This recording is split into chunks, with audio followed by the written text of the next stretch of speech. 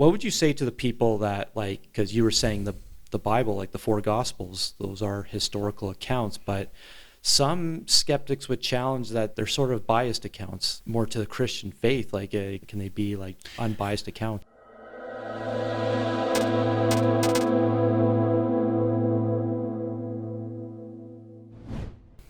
So it's pretty obvious there's a lot of people who are skeptical of the Bible. There's so many books out there, whether to sway someone's opinion one way or the other. But for people who are just honest skeptics that are trying to see if the Bible is actually credible and trustworthy, what would you personally suggest? I do see you have this book with you here. Yeah, sure. Just wanted to focus on one book, Did Jesus Exist by Bart Ehrman. He does a good job of kind of addressing a bigger question, because of course people are skeptical of the Bible, and then kind of further to that point, that would mean they're also skeptical of Jesus as well, right? Because Jesus is kind of the sort of the focal point of the entire Bible, right? And I like Bart's book because he really first starts off with non-biblical sources for sort of the existence of Jesus and sort of the wider Christian movement. We have a few sources from ancient times, kind of off the top. There's some Roman sources from the Roman Empire, of course, which governed Palestine in the first century. There's three sources that we have from the Romans that are mentioned. The first guy, his name is Pliny the Younger. He was a governor in Asia Minor, and he mentioned in his writings to Rome he was frustrated. He had Christians in his province that were singing to Jesus, and he wrote this. He was frustrated because they were causing, kind of causing disturbance in the area that he was trying to govern on behalf of Rome, right? So that's just one source, not the strongest source, but it's still a source. Another one is Tonius. He was a biographer of Roman emperors at the time, and he mentioned the Emperor Claudius, who had all the Jews in Rome rounded up. And he mentioned in his writings, he said, at the instigation of Christus. The pronunciation was a little off at the time. It should have been Christus, which would have been the proper, Roman pronunciation. But another source as well. And then the third one that's there is Tacitus. Tacitus wrote about Emperor Nero. And Emperor Nero, of course, he's a very infamous Roman emperor who burned down half of Rome. And he got arsonists to do it. But he needed to shift the blame onto somebody, so he shifted it onto the Christians. The Roman public was more than happy to listen to Nero's kind of lies about it.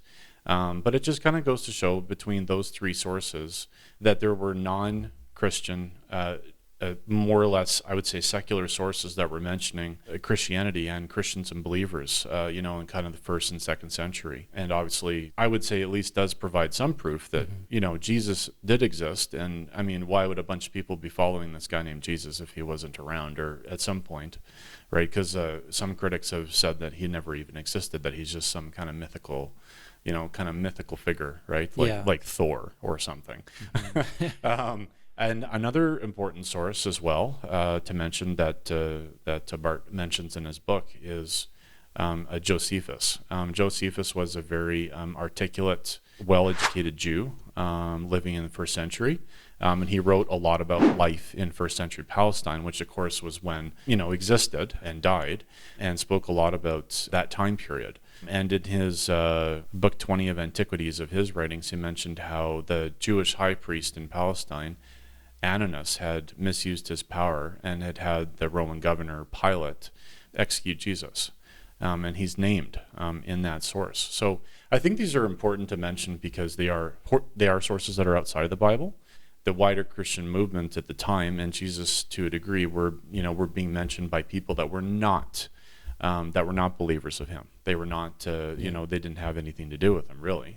Bart eloquently writes about in his book is the Gospels. He does mention the Bible as a source for Jesus. I think it's important to look at specifically the Gospels. And I would say to a skeptic, someone who is doubting whether the Bible is credible or even whether even Jesus even existed, would be to go and to read the Gospels as books of history. Read them as a book on history, like how you were going to say go into history class, and you're going to write a book on, you're going to read a book on history. I would read the Gospels as history. The reason I say that, though, is because the Gospels do such a good job of, because the history at the time, written at the time of the Bible, in the first century, it was all oral tradition. Oral tradition meaning eyewitness accounts. So someone would see something, and because people were illiterate at the time, not a lot of people could read or write in the first century. That's one important thing to remember, is that a lot of people, they didn't have the ability to read. We take reading to this day and age for granted. We all go to school. We all learn how to read and write. It's nothing, right? Mm-hmm. It's just another skill that we learn.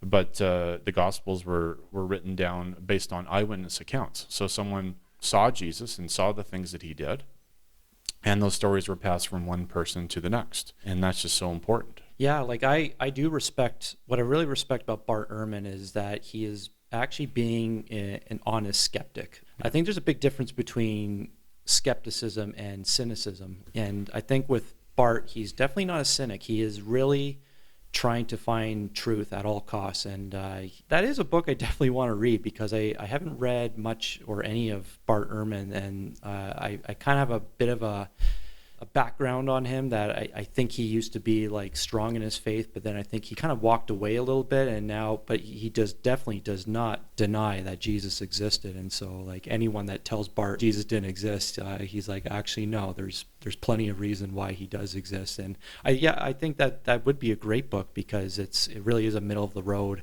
It's not really leaning one way or the other. What would you say to the people that, like, because you were saying the Bible, like the four Gospels, those are historical accounts, but some skeptics would challenge that they're sort of biased accounts more to the Christian faith. Like, can they be like unbiased accounts? I think they can be, just based off of kind of like how I was mentioning about oral tradition at the time.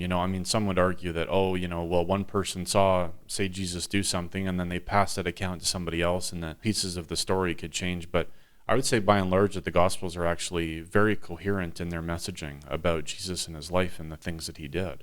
Because, someone had an eyewitness account. They were there on the ground and saw exactly what happened. Yeah, okay, they didn't have, modern day cell phones and weren't able to take a video of what Jesus was doing.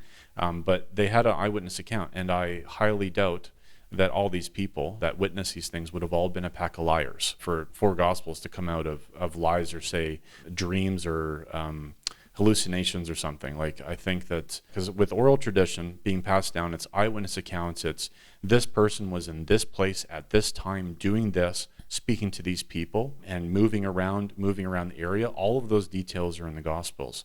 So I think that's pretty concrete evidence. And as well, just to give one example, when Jesus was in the process of going through trial and going to be executed, Pontius Pilate was the Roman governor in Judea at the time. Pilate basically handed Jesus over to the Jewish leaders to be executed, because he didn't want a rebellion on his hands. Right? There actually is a stone in Caesarea in Palestine. It's called the Pilate Stone. And it actually has an inscription of his name written on this piece of limestone. And it was found in 1961. Of course, there's many other archaeological finds that can corroborate the stories in the Bible, like in the places that the Bible mentions and the people that the Bible mentions. But that's just one great example. Yeah, that is quite a compelling example, and crazy. That was, I guess, 60 years ago that was found. And that is quite compelling. And I know some people don't view eyewitness testimony in the highest regard, but you look at today, I think eyewitness testimony is very much valid today. Like, you look at our criminal justice system, and people can be put to jail or put to death still based on eyewitness testimony. Well, exactly. Let's say you have someone that murders somebody else, and let's just say that there is no forensic evidence, because that does happen, that there is no, the police are not able to find DNA, they're not able to find anything that would be tracing, say, the murderer to the murder of somebody else. But someone else, say, saw them kill somebody else, right? And a case is built around that person's eyewitness account. It's what they saw. Mm-hmm. And people are convicted based on that. And the justice system clearly demonstrates that they consider eyewitness accounts from witnesses that witness crimes to be evidence that is admissible evidence, and it's airtight evidence. What someone saw. So it's just one example. Obviously, another thing I would say is we all, to a degree, we might not be interested in history, but definitely we've all taken a look at the past at some point or another for something. And where do we get our information from? Say, even from a couple hundred years ago, say, Abraham Lincoln was president, or, American Civil War, or anything really. How do we get that information? We're getting that information from written sources. And those are from people that also, they were there.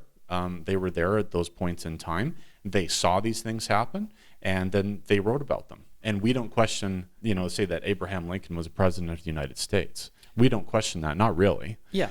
So the same type of approach applies to the Bible and first century Palestine. Yeah, because the skeptics, they would have an argument saying, you only have one eyewitness testimony, and that's true. I think one doesn't usually push the needle enough, a little bit, but not to where it's at. But what you're saying, there's quite a few eyewitness testimonies. It's not just one. No, there's a lot. So, so I think it's important to remember that even though we're living in the 21st century, some of the things that we've read about from the past, we brought up law and order and the justice system. We don't really question. You open up the headline for the paper and you saw that someone was convicted, and even though, say, the prosecutors and the police didn't have any hard forensic scientific evidence to tie the murderer to the victim, someone saw them do it, and they're convicted based on that eyewitness testimony. So, Bart Ehrman, did Jesus exist? Clearly, that's your recommendation. It's just one of many. One of many. Do you have a number two by any chance, or that off the top of your head? Another one I would say that has definitely stuck with me since I read it is The Case for Faith by Lee Strobel. Mm-hmm. I would also recommend that to anybody that's a skeptic of the Bible, because Lee Strobel does a good job, and actually people should know that when he kind of set out to examine Christianity, he himself was not a Christian. He was not. He was actually going out there to prove it wrong, and what he found, based on the evidence that he found, was that the Bible is reliable and Jesus is reliable, and so definitely another important source for people to consider buying.